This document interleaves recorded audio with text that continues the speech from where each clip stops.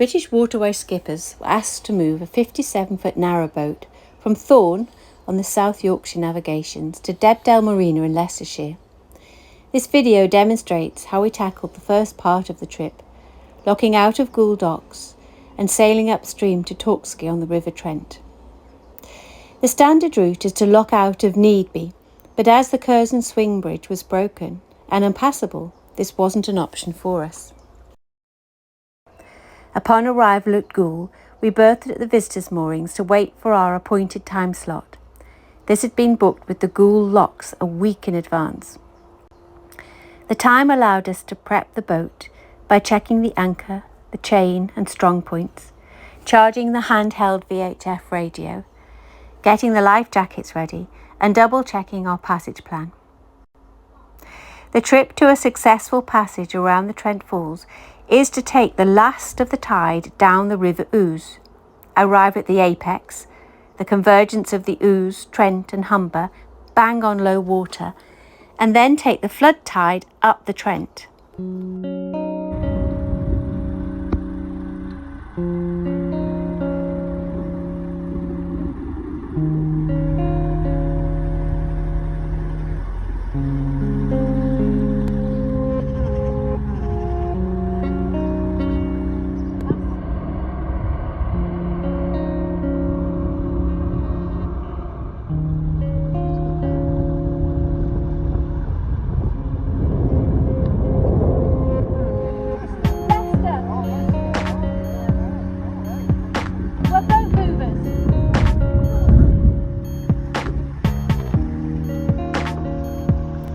We locked out of Goole Docks 2 hours before low water at Blacktoft. This is a tidal gauge station close to the apex.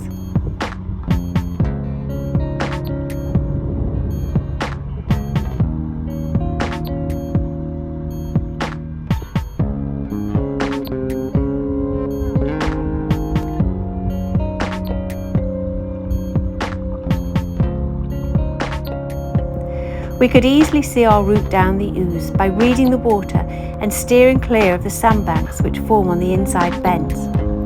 The distance is about 8 nautical miles, so we maintained a speed of 4 knots using a navigation app.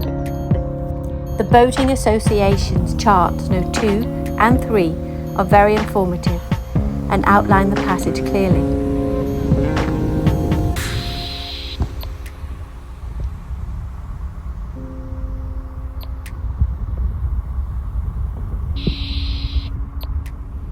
The apex is a small lighthouse with a large area of mud, sand and rocks around it. At low water, the main channel is clearly visible. Once we rounded and were onto the Trent proper, there were clear navigation marks to help keep us off the sandbanks. We arrived bang at low water and we could clearly see the tide turn to send us on our way northwards to Torksey, 30 nautical miles away.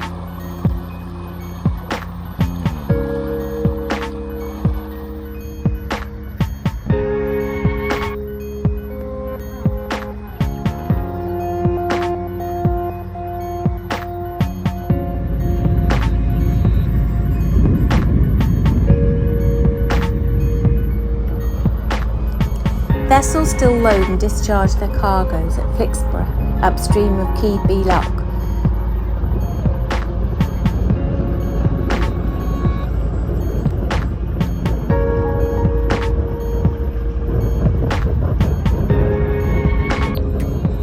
Our speed increased to 5 knots by the time we passed West Stopworth and the lock onto the Chesterfield Canal. We sailed under Gainsborough Arches at 6 knots, a speed we maintained for the majority of the 6-hour passage on the Trent.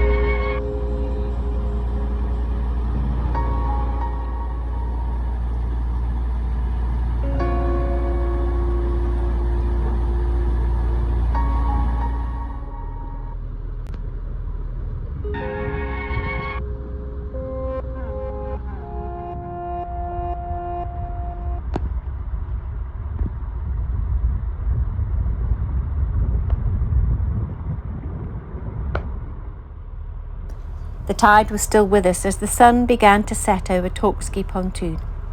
It had been an exhilarating day, but we were thankful for a safe place to spend the night.